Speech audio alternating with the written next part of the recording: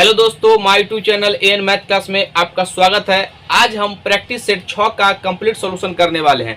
इससे पहले हम 1 से लेकर के 5 तक का कंप्लीट प्रैक्टिस सेट का सॉल्यूशन कर चुके हैं। अगर आप नहीं देखे हैं तो मेरे वीडियो में जाइए, वहाँ पे प्ले लिस्ट बना हुआ है, उसमें देखिए, आपको वहाँ से भी बहुत कुछ समझ में आएगा। अभी आपके पास उतना समय नहीं है जो आप एक एक कंसेप्ट को पढ़ के आप अपने गणित को ठीक कर पाइएगा। बस आपके पास एक ही विकल्प है, जितना ज़्यादा हो सके उतना प्रैक्टिस कीजिए।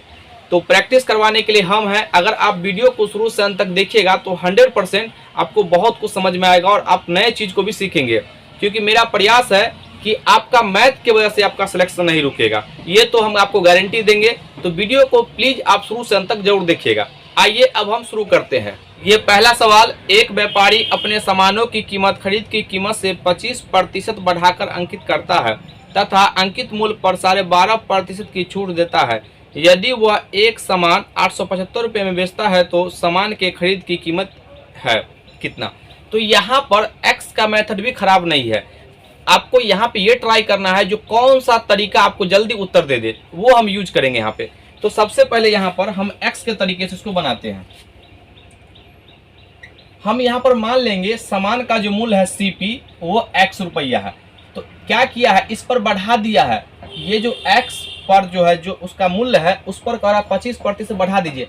हम परसेंटेज में आपको सिखाए हुए हैं बढ़ाना या घटाना कैसे करते हैं। तो जब भी कहेगा बढ़ाने के लिए तो आप 100 में जोड़ दीजिए, तो 125 अब बट्टा परसेंट हटेगा तो नीचे 100।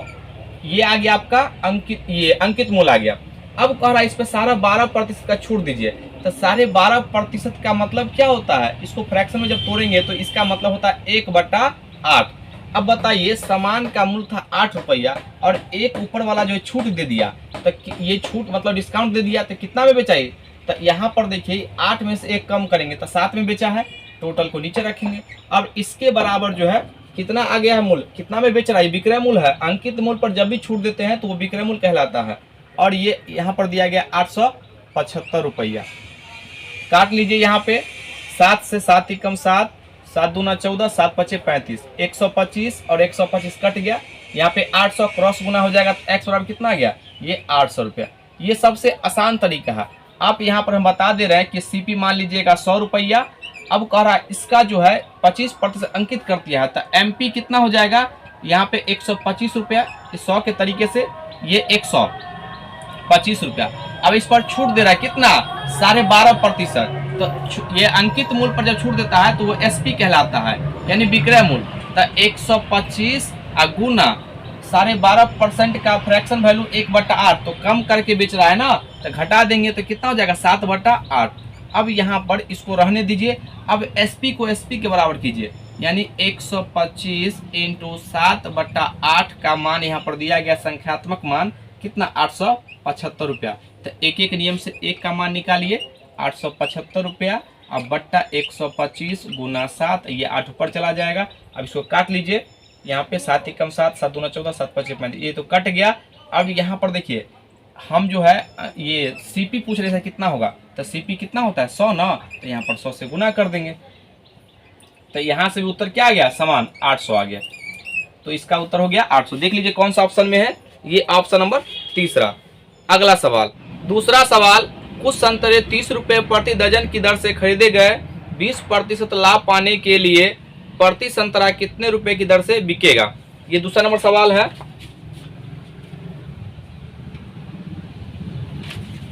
यहाँ पर कह रहा है कि प्रति दर्जन 30 रुपया में खरीदता है, तो उसका सीपी जो हो जाएगा कितना, 30 रुपया, ये प्रति दर्जन है।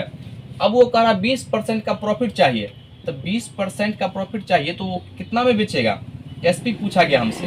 तो यहाँ पर ध्यान दीजिएगा, पहले तो आपको ये पता होना चाहिए कि एक दर्जन में कितना वस्तु होता है, तो 12 गो। तो ये बताइए यहाँ पे ये जो परसेंट में दिया गया है, तो इसको हम इसके फ्रैक्शन में लिख सकते हैं ना, 1/5। तो इसका मतलब हो गया ये जो है हमेशा सीपी को दिखाएगा, और ऊपर वाला अगर प्रॉफिट होगा तो ये प्लस और लॉस होगा तो माइनस, तो इसमें से कम कर देंगे। तो यहाँ पर कह रहा है प्रॉफिट हो रहा है, तो ये बताइए यहाँ पर इसमें जोड़ेंगे। सबसे पहले यहाँ पर जोड़ेंगे तो कितना आ जाएगा, ये एसपी आ जाएगा 6। इसी 6 का मान निकालना है हमको, लेकिन यहाँ पर सीपी क्या कर रहा है, 30 है, तो ये सीपी है। तो 5 का मान यहाँ पर दिखाया गया है 30, तो 1 का मान कितना हो गया, संख्यात्मक मान 30 रुपया ना है, तो यहाँ पर 30/5 5 रुपया।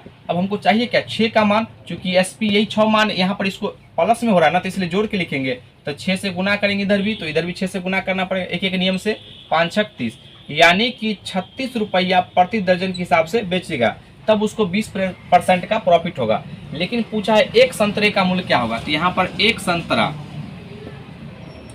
का मूल्य क्या हो जाएगा, तो एक दर्जन में कितना होता है, 12 गो। तो हम ये तो एक दर्जन का ना मूल्य आ गया, तो बताइए एक का तो 12 से भाग दे देंगे, 12 यानी 36/12 रुपया, और यह 12 दिया 36, यानी एक संतरे का मूल्य कितना आ गया, 3 रुपया। देख लीजिए कौन सा ऑप्शन में है, ये इसका ऑप्शन नंबर दूसरा। अगला सवाल तीसरा नंबर, ये तो यहाँ पर सवाल को लिखना पड़ेगा। ये तीसरा नंबर सवाल है, √5 बराबर 2.24। तो हमसे पूछा गया है 3√5 बटा 2√5 माइनस 0.48, इसका मान क्या होगा। तो यहाँ पर जब भी ऐसा सवाल आएगा तो सबसे पहले आप क्या कीजिएगा, हर का परमेयकरण। लेकिन यहाँ पर परमेयकरण से आपको कुछ नहीं मिलने वाला है, कोई बेनिफिट नहीं है। तो यहाँ पर देखें सिंपल तरीके से मान रखेंगे पहले। तो यहाँ पर देखिए मान रखते हैं, तो इसको जो है 3 गुना ये 2.24 बटा 2 इंटू ये मान रखेंगे 2.24 और माइनस 0.48। अगर कोई फार्मूला पर होता तो आपको इस तरीके से उत्तर नहीं आएगा, लेकिन वो चाह रहा है कि सिंपल मान दे के आप बताइए। तो यहाँ पर इसको जब हम सॉल्व करेंगे तो कितना आ जाएगा, देखिए यहाँ पे इसको सॉल्व करते हैं तो 3 इंटू अभी रहने देते हैं, चाहे गुना कर दीजिए इसको, तो कितना हो जाएगा गुना करने पर, 3 दूना 6 24 या 72, तो 6.72 और इसको घटाएंगे तो कितना हो जाएगा, ये गुना करेंगे 24 दूना 48 यानी 4.08 हो जाएगा। तो ये घट जाएगा 0.48, घटेगा तो कितना आ जाएगा 4। आप दशमलव 2 अंक के बाद है तो पहले आप भाग डायरेक्ट कीजिए, तो भाग कीजिएगा तो कितना आ जाएगा, यहाँ पे 1 और ये 4 छक 24 और यहाँ पर कितना आ गया 3 और 4 8 32। अब यहाँ 2 अंक के बाद पॉइंट लगा दीजिए, ये आपका उत्तर हो जाएगा। देख लीजिए कौन सा ऑप्शन में है, ये तीसरा का जो है ये तीसरा नंबर ऑप्शन है 1.68। अगला सवाल, ये चौथा नंबर सवाल है, निम्नलिखित में से भिन्नों की कौन सी श्रेणी अवरोही क्रम में है। तो हम ऐसे सवाल को बता चुके हैं और हम कंप्लीट फ्रैक्शन का एक वीडियो भी बना चुके हैं, अगर आप नहीं देखे हैं तो आप वो वीडियो जरूर देखिए। देखिए इस सवाल को आप कैसे बनाइएगा, सबसे बेस्ट अप्रोच है ये आपका चौथा नंबर सवाल है। कोई भी एक ऑप्शन को आप उठा लीजिए, यहाँ पर हम मान लेते हैं कि पहला ही ऑप्शन इसको ले लिए, ये 13/18 है, 19/36, 5/6 और 11/12 है। ये मूल भिन्न है। अब हम जो इसको बनाना है तो सबसे पहले क्या कीजिए, यहाँ पर अब जब आपको डाटा आसान लगे ना तो इसको आप एलसीएम से गुना कर दे। देखिए सभी में जो है ना 12, ये 36 है, तो ये जो है ये 12 का मल्टीपल है, 6 का मल्टीपल, तो इसका एलसीएम लेना आसान होता है। तो ये देखिए यहाँ पर 36 सबसे बड़ा है और ये 18 दूना 36, 6 36 से 12 36। तो ये क्या करते हैं, जो हर को हम समान करते हैं, तो इसमें जो है कितना से गुना करेंगे 36 हो जाए तो 2 से, इसमें कितना से तो कुछ नहीं, वो तो सेम रहेगा। इसमें कितना से 6 से, इसमें भी 6 से और इसमें भी कितना से 3 से और इसमें भी 3 से। तो ये जो है इसको जब हम सॉल्व किए तो कितना 13 दूना 26 बट्टा 18 दूना 36। अब यहाँ पर ये कितना हो जाएगा 19/36, ये 6 पंचे 30, अच्छा 1 36 और ये 11 तिया 33 और 12 तियाई 36। अब यहाँ पर ये जो चेक करने का तरीका है, जो अब देखिए हर समान हो गया, तो जिसका अंश बड़ा होगा वही भिन्न बड़ा होगा, जिसका अंश छोटा होगा वही सबसे छोटा भिन्न होगा। कब, जब हर समान होगा तब। तो अब देखिए यहाँ पर कह रहा है कि अवरोही क्रम में, तो सबसे बड़ा से स्टार्ट करना है और सबसे छोटा तक जाना है। तो यहाँ पर देखिए किसका अंश बड़ा है, इस सब में जो है 33 बड़ा है। तो बताइए इसका मान मूल भिन्न कौन है, 11/12 ना, तो ये सबसे बड़ा हो गया 11/12, ये सबसे बड़ा। इससे जस्ट छोटा कौन है, तो देखिए 30 है, तो यहाँ पर हो जाएगा 5/6। इससे जस्ट छोटा कौन है 13/18 और इससे जस्ट छोटा कौन है तो 19/36। तो अब खुद मूल भिन्न में है, तो ये इसका उत्तर हो जाएगा। इसको बनाने का इससे जो है कोई और तरीका फास्ट नहीं है, ये सबसे बेस्ट तरीका है। अब देख लीजिए कौन सा ऑप्शन में है ये, यहाँ पर ये 11/12 और 5/6 और 13/, ये ऑप्शन नंबर आपका आ गया दूसरा। अगला सवाल, ये 5वां नंबर, एक पूर्णांक संख्या प्राप्त करने के लिए, ये इसमें दिया गया, पहले हम सवाल को लिखते हैं। सवाल तो आपको यहाँ पर दिखाई दे रहा होगा। 5वां नंबर सवाल, ये 2/5 गुना 15/21 गुना 7/10 गुना 3/8। यहाँ पर हमसे पूछा गया है इसमें कौन सी सबसे छोटी भिन्न जोड़ा जाए कि एक मान जो इसका है पूर्णांक वैल्यू में आए, भिन्न में ना आए। देखिए सबसे पहले काटिए इसको, 5 तिहाई 15 और 3 सत्ते 21, 7 आ गया, 7 से 7 कट जाएगा और 2 से काटिए, कितना हो गया 5। अब तो कटेगा नहीं तो कितना आ जाएगा 3/8 पंचे 40। अब यहाँ पर ऑप्शन को भी देखना होगा आपको, यहाँ पर ऑप्शन भी दिया गया है 9 बट्टा, देखिए पहला ऑप्शन हम लिख लेते हैं यहाँ पे 9 बट्टा कितना है 10, दूसरा ऑप्शन है 19/20 और तीसरा ऑप्शन है 37/40। यहाँ पर आप देखिएगा सबसे पहले तो ये 20 में से 3 है तो इसमें तो 37 चाहिए तभी ना एक मान पूर्ण होगा। तो आप तो डायरेक्ट यहाँ पर उत्तर आ जाए कितना 37/40। अब देख लीजिए कौन सा ऑप्शन में है, यही ऑप्शन है तो 100% यही उत्तर होगा। देख लीजिए इसका जो है ऑप्शन नंबर तीसरा होगा, ये तीसरा नंबर ऑप्शन है। अगला सवाल, ये 6ठा नंबर सवाल है, किसी परीक्षा में 40% छात्र अंग्रेजी में तथा शेष का 40% गणित में फेल हो गए, यदि बाकी 180 छात्र परीक्षा में पास हुए तो परीक्षा में छात्रों की कुल संख्या थी। यहाँ पर ये 6ठा नंबर सवाल है, तो ये जो है ना x से बनाइए, ज़्यादा आसान रहेगा, जो कि नंबर छोटा है तो आसान है x से। तो यहाँ पर कहा है कि कुल संख्या, तो हम मान लेते हैं कि शुरू में विद्यार्थी की संख्या जो है कितना रहा होगा x, विद्यार्थी की संख्या x। अब यहाँ पर हम कहा है सवाल में कि x का 40% जो है कितना अंग्रेजी में फेल हो गया, तो बताइए 40% फेल हो गया तो यानी 60% तो पास कर गया होगा। तो परसेंट हटेगा तो नीचे 100 लिख दें, हाँ लिख देते हैं 100।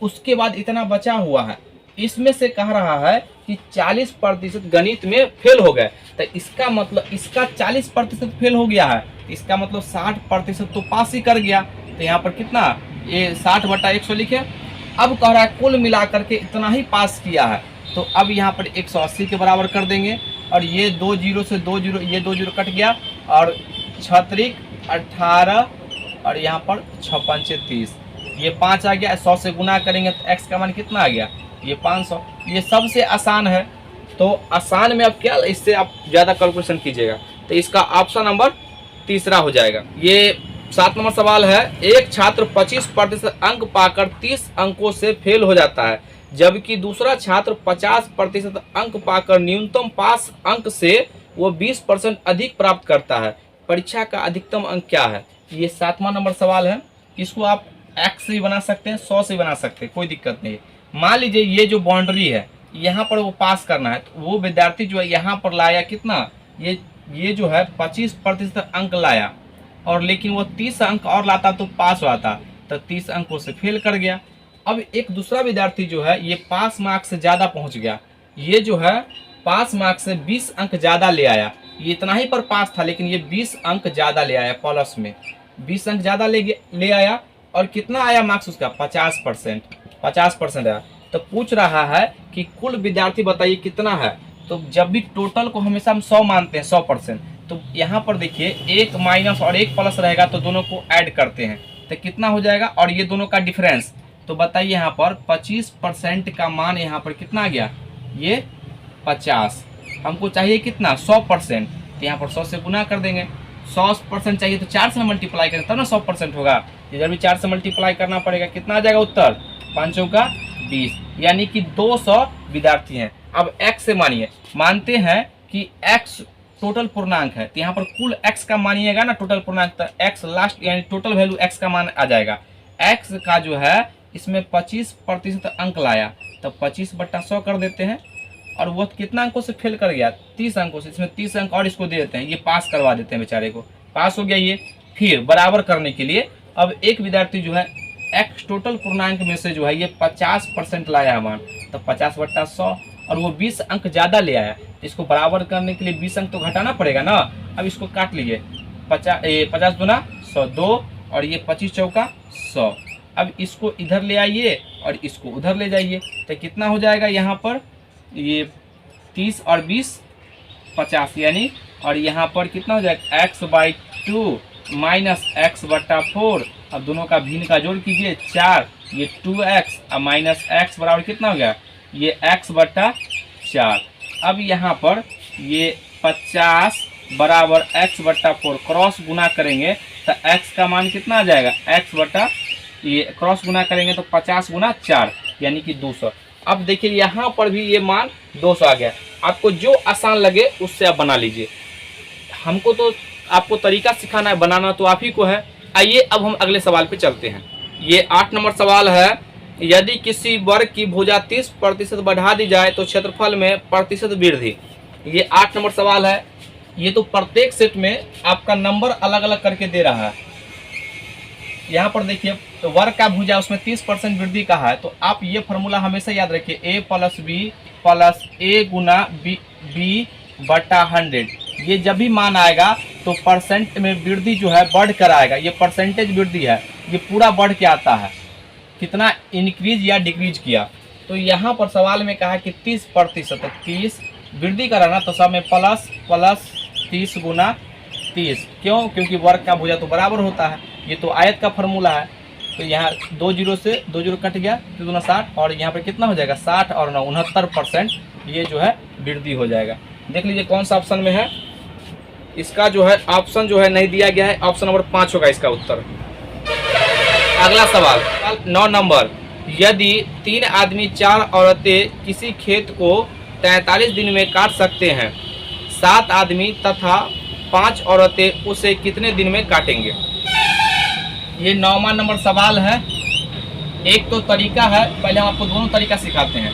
देखिए 3 मैन या का मतलब होता है बराबर, 4 ओमेन एक काम को कितना दिन में करता है, 43 दिन में, 43 दिन में।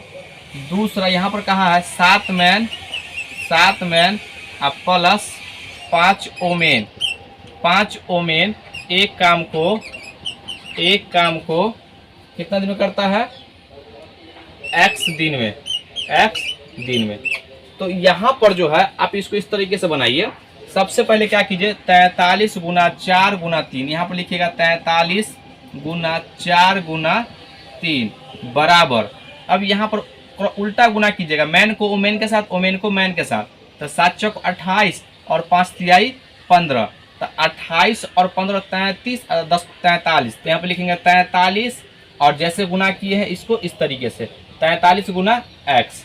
अब यहाँ पर देखिए 43 से 43 कट गया तो x का मान कितना गया 12, यानी कि 12 दिन में जो है इतना काम को कंप्लीट कर देगा।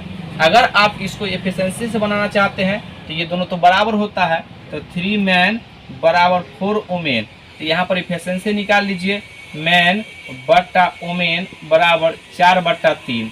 अब यहाँ पर कह रहा है कि 3 कोई एक को भी ले सकते हैं बराबर में, तो हम मान लेते हैं यहाँ पर 43 आदमी जो है 3 मैन जो है कंप्लीट कर देगा।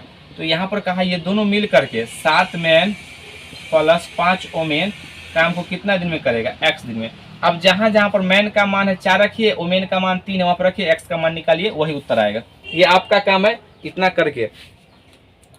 ये आपका जो है ऑप्शन नंबर कितना आ जाएगा 12। देख लीजिए कौन सा ऑप्शन में है, तो ऑप्शन नंबर 3। अगला सवाल ये 10वां नंबर। 2 पाइप P1 तथा P2 किसी टैंक को क्रमशः 36 घंटे तथा 45 घंटे में भर सकते हैं। यदि दोनों पाइप एक साथ खोले जाए तो टंकी भरेगा।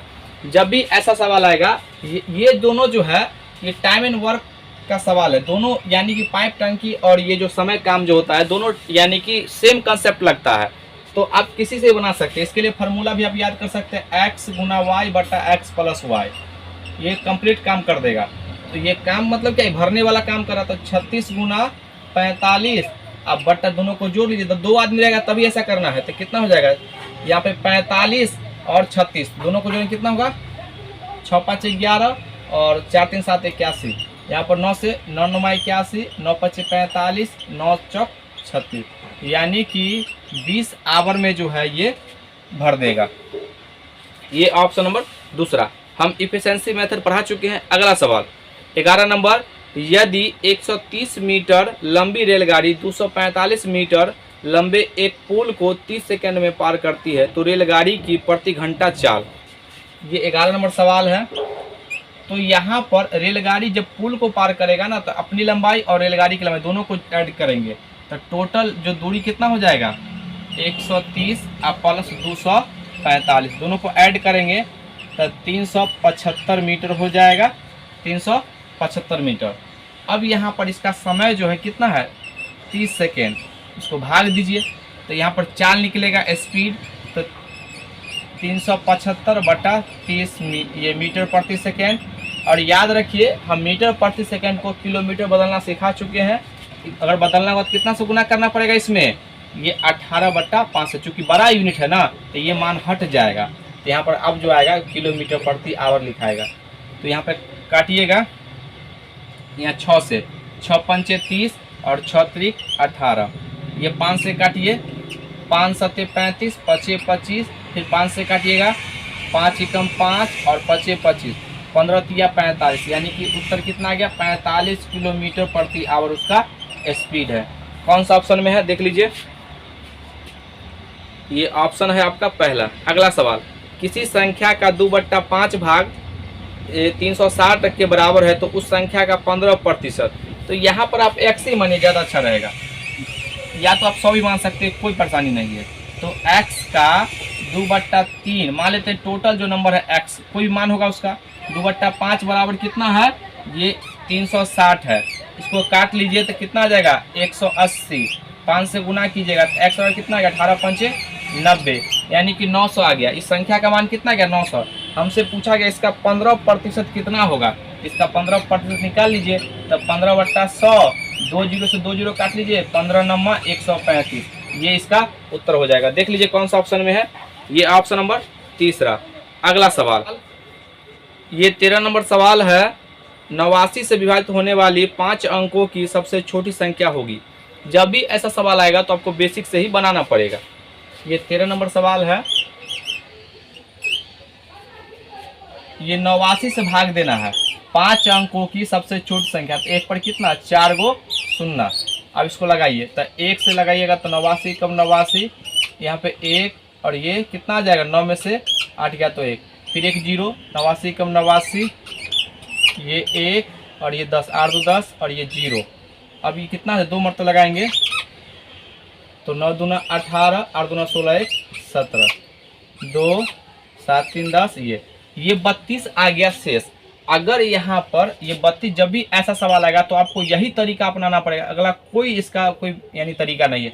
अगर यहाँ पर 75 होता कोई मल्टीपल तो उससे हम चेक कर लेते, लेकिन यहाँ पर है ही नहीं, 89 से वो भाग देना है तो इसका डिफरेंस लेना है, इसका डिफरेंस शेषफल और भाजक का डिफरेंस जो आएगा इसमें ऐड कर देंगे नंबर में।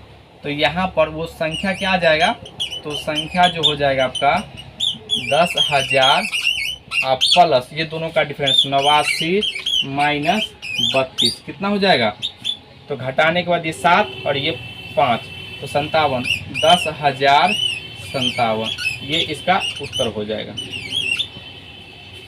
देख लीजिए कौन सा ऑप्शन में है, ये 13 का जो है ऑप्शन हो जाएगा आपका तीसरा। अगला सवाल, जब किसी संख्या को 899 से भाग दिया जाता है तो शेषफल 62 आता है, यदि उसी संख्या को 31 से भाग दिया जाए तो शेषफल क्या होगा।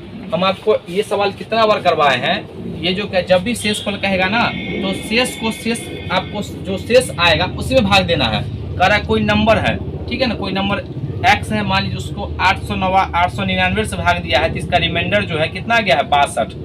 अब कह रहा है कि इसी नंबर को 31 से भाग दीजिएगा तो शेषफल क्या आएगा। तो ये हम कैसे निकालेंगे, तो हम आपको बताए हुए इसका रिमाइंडर निकालने का तरीका। जब भी ऐसा होगा तो डायरेक्ट आप शेष में भाग दीजिए, तो 31 इसमें शेष में भाग दीजिएगा। यहाँ पर ये हम इसको इधर लिखते हैं,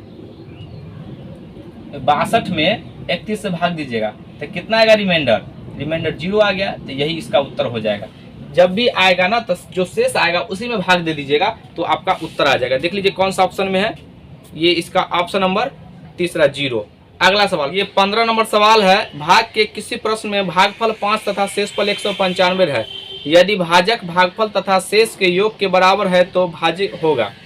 ये 15 नंबर सवाल है। यहाँ पर कहा है भाजक भागफल और शेष के योग के बराबर है, तो भागफल 5 और शेषफल 195 कितना हो गया? ये भाजक, ये आपका 200 हो गया। अब बताइए यहाँ पर ये भाज्य बराबर क्या होता है?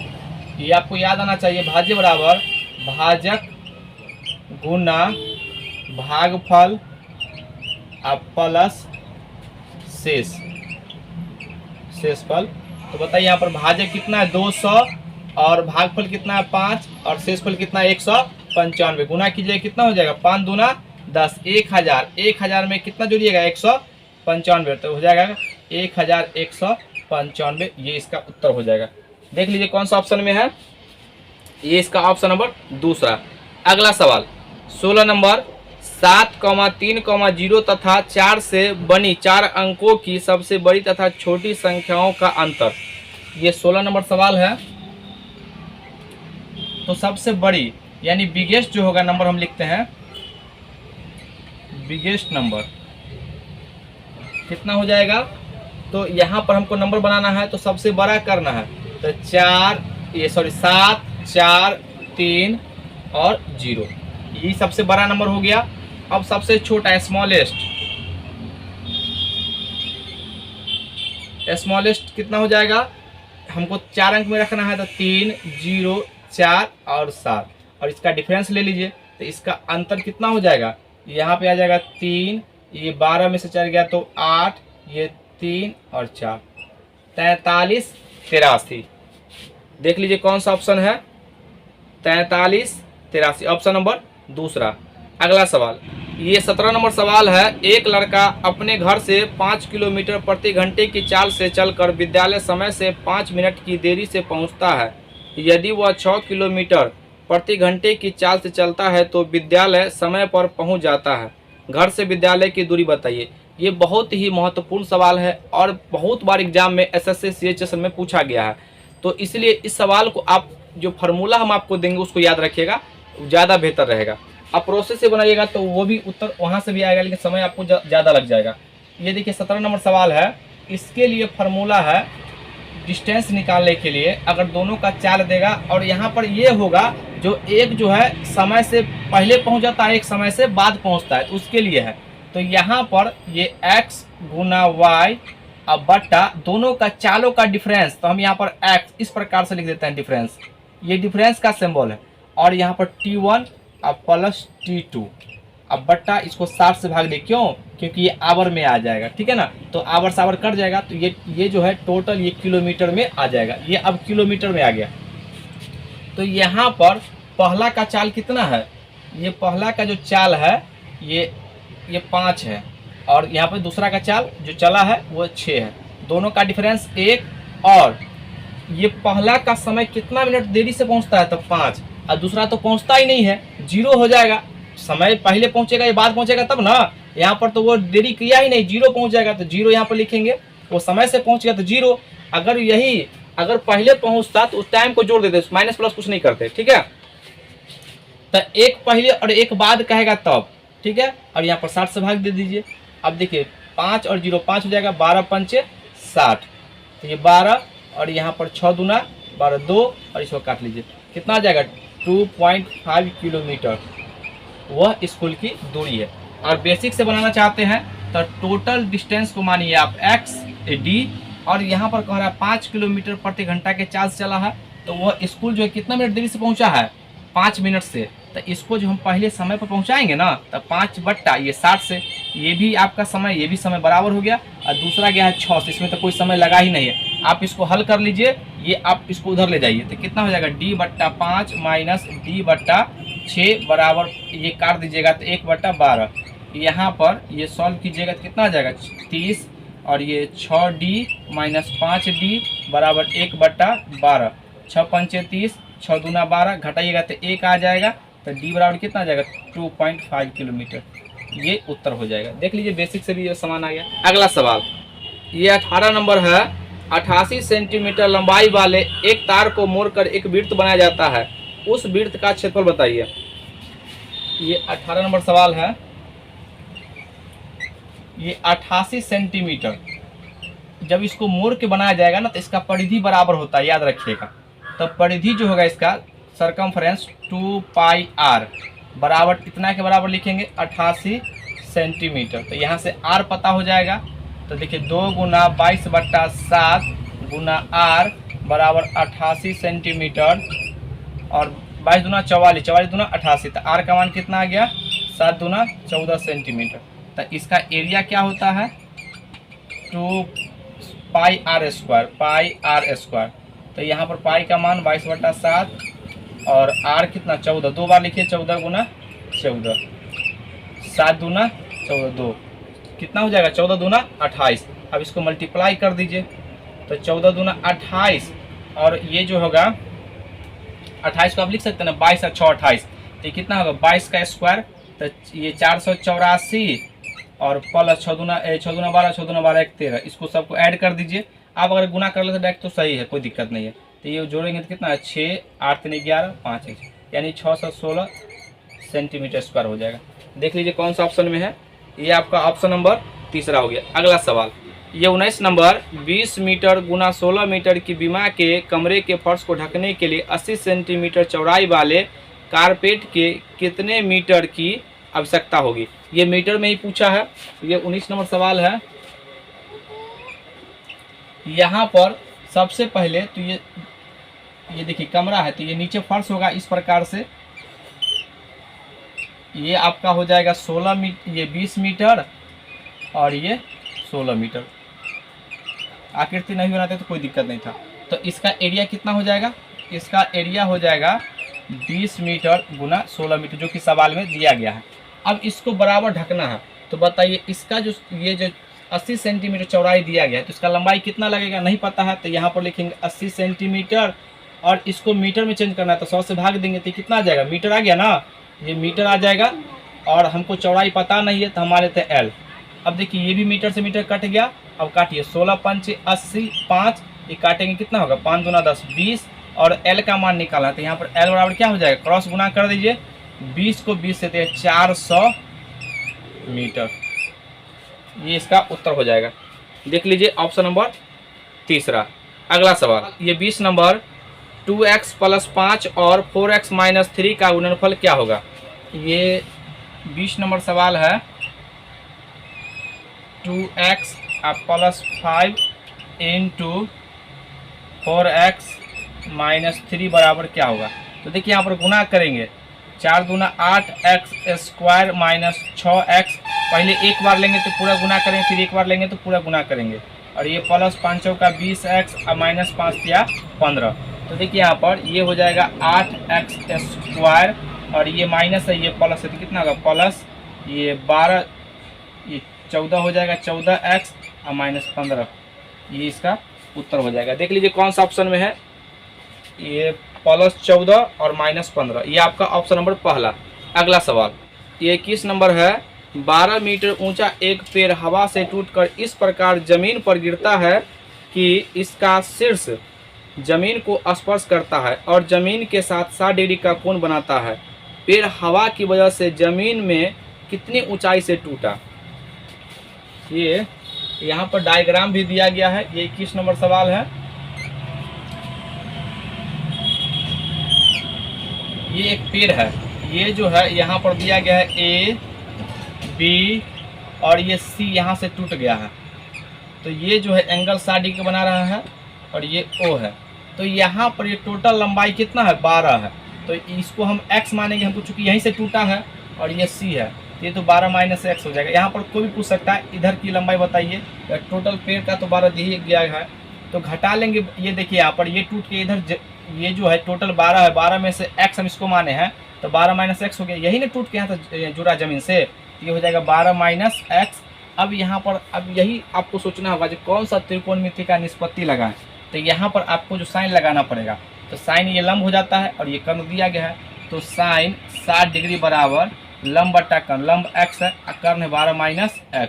साइन 60 का मान कितना होता है √3/2। टू बराबर एक्स बटा 12 माइनस एक्स, क्रॉस गुना कीजिए यहाँ पे तो कितना हो जाएगा 12√3 माइनस √3x और बराबर 2x। अब देखिए यहाँ पर x वाले को एक साथ, बिना x वाले को एक साथ, इसको उधर ले जाएंगे, x यहाँ पर ले जाएंगे तो x कॉमन लेंगे तो x बराबर कितना हो जाएगा 12√3। अब बट्टा ये दोनों में से x कॉमन आ जाएगा तो कितना होगा √3, या आप इसको ऐसे भी लिख सकते हैं 2 + √3। देख लीजिए कौन सा ऑप्शन में है, ये आपका ऑप्शन जो है यहाँ पर ऑप्शन नहीं दिया गया है, इसको और सिंप्लीफाई कीजिए, इसका परमेकरण कर दीजिए 2 - √3 से और इधर भी 2 - √3 से। तो देखिए 2 यानी a + b × a - b, तो a² 4 का ये 3 तो 1 आ जाएगा और इसको गुना कीजिए कितना हो जाएगा, इससे गुना करेंगे तो 12 दूना 24 √3 और यहाँ पर माइनस ये 12 × 3 = 36। देख लीजिए या तो ये उत्तर होगा या तो ये उत्तर होगा, इसमें जो है ऑप्शन नहीं दिया गया है, इसका ऑप्शन हो जाएगा 5वां नंबर। अगला सवाल ये 22 नंबर है, दी गई आकृति में DE समांतर है BC, यदि AD बराबर x और DB बराबर x - 2, AE बराबर x + 2 और EC बराबर x - 1 है तो x का मान ज्ञात कीजिए। ये 22 नंबर सवाल है, यहाँ पर चित्र दिया गया है, हम इसको इस प्रकार से लिखते हैं,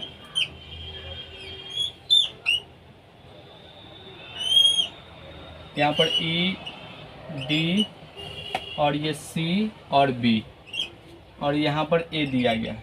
तो अब सवाल में कहा है कि DE जो है पैरेलल है BC के, ये जो है ना इसके पैरेलल है, तो दोनों के बीच का दूरी इक्वल होगा। अब दोनों जो है ना क्या हो जाएगा, ये इस जो समरूप हो जाएगा, जब दोनों ये एंगल इसके बराबर और ये छोटका त्रिभुज ये बड़ा त्रिभुज और ये एंगल इसके बराबर, तो आपस में दोनों क्या हो गए समरूप हो जाएगा। तो जब समरूप हो जाएगा तो इसके संगत भुजा बराबर होंगे, ये बात याद रखिएगा। तो यहाँ पर देखिए AD x है और BD कितना है x - 2 और AE कितना है x + 2 और EC कितना है x - 1।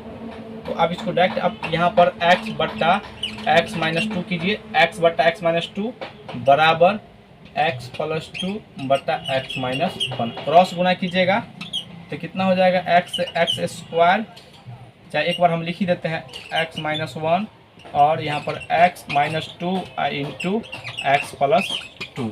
अब इसको सॉल्व करते हैं, देखिए तो x से गुना करेंगे तो x² माइनस x बराबर a - b × a + b, तो हम लिख सकते हैं ना x² अब b² यानी 4, x² से x² कट जाएगा और ये माइनस माइनस कट जाएगा तो x का मान क्या आ गया, x बराबर x का वैल्यू कितना गया 4। ये देख लीजिए ऑप्शन में कौन सा ऑप्शन है, ये ऑप्शन नंबर दूसरा। अगला सवाल ये 26 नंबर, यदि tan थीटा बराबर 12/5 हो तो 2 sin थीटा × cos थीटा बट्टा cos square minus sin square theta का मान क्या होगा। देखिए इसको बनाने के लिए बहुत सारे फार्मूले हैं, लेकिन यहाँ पर देखिए जो शॉर्टकट तरीका हम आपको बताते हैं। यहाँ पर 26 नंबर सवाल है, ये tan थीटा बराबर दिया गया है, tan थीटा बराबर 12/13, तो यहाँ पर पूछा हमसे 2 sin थीटा × cos थीटा बट्टा cos square theta minus sin square theta.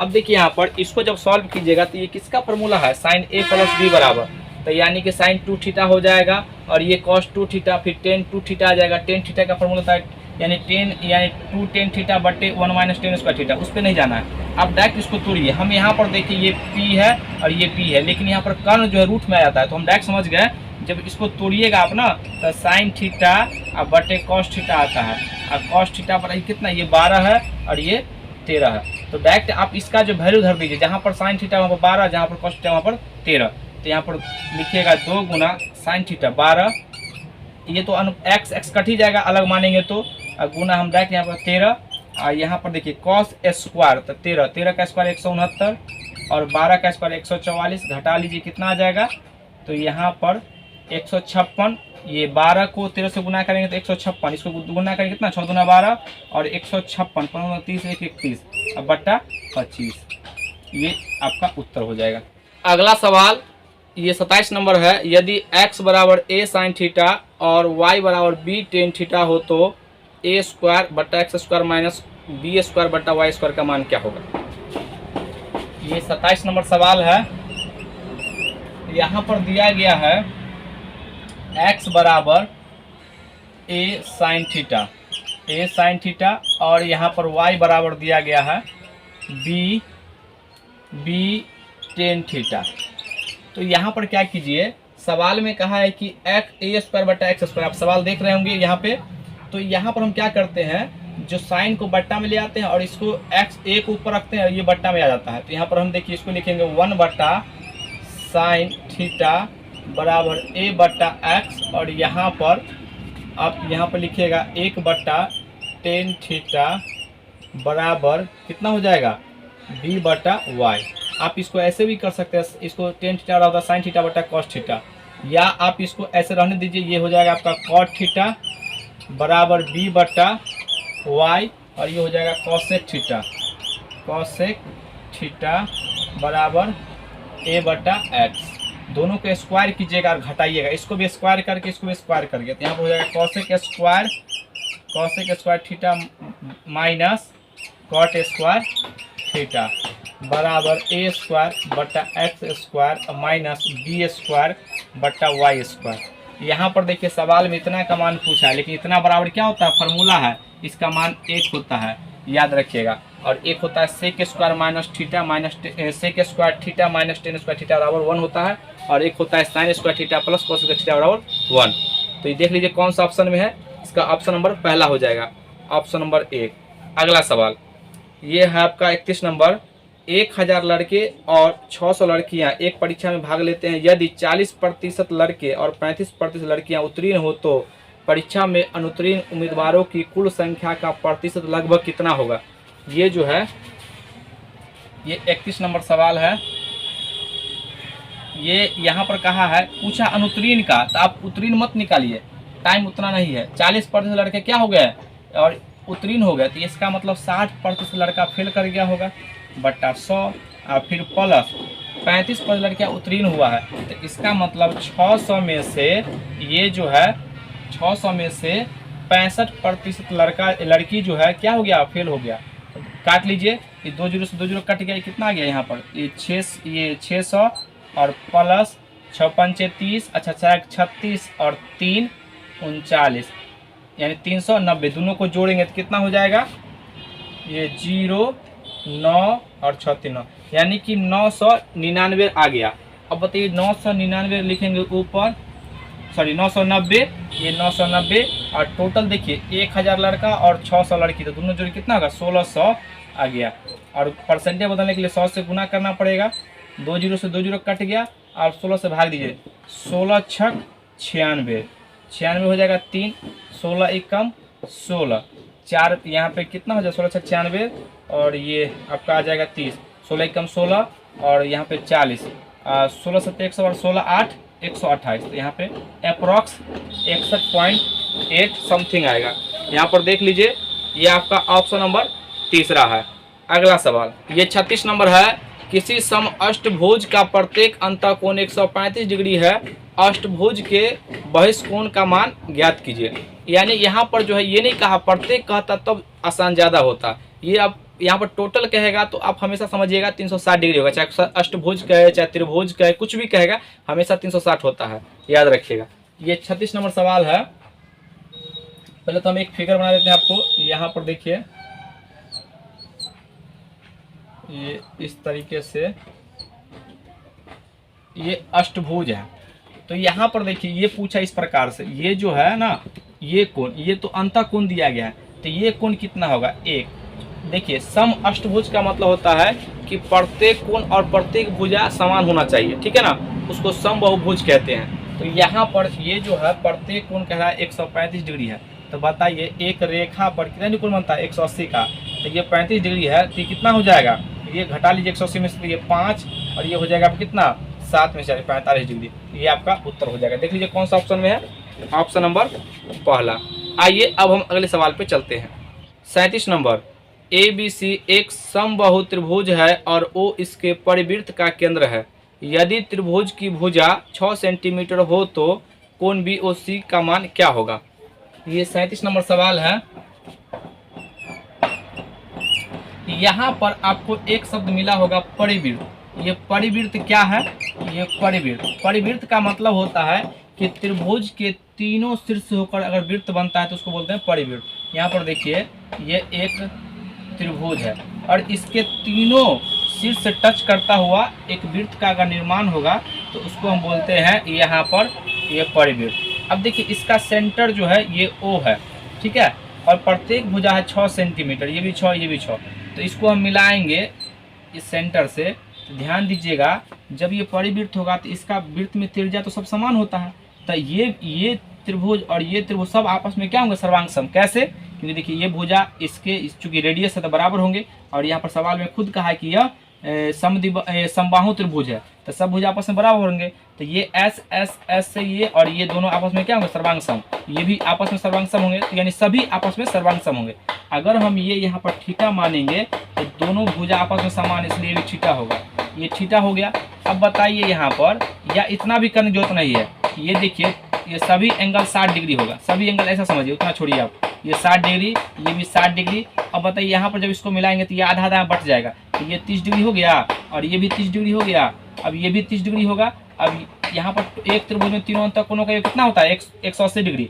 तो ये 30 और ये भी 30 और 180 में से घटा लेंगे 60 तो कितना हो जाएगा? 180 और माइनस 60 बराबर 120 डिग्री। ये सबसे आसान है, यही उत्तर होगा। देख लीजिए कौन सा ऑप्शन है इसका। ऑप्शन नंबर है ये 5वां नंबर ऑप्शन होगा। तो आज का वीडियो कैसा लगा? अगर वीडियो अच्छा लगे तो इसको लाइक कीजिए, सब्सक्राइब कीजिए, शेयर जरूर कीजिए, साथ ही साथ कमेंट तो करना ही करना है। आज के लिए तक जय हिंद जय भारत।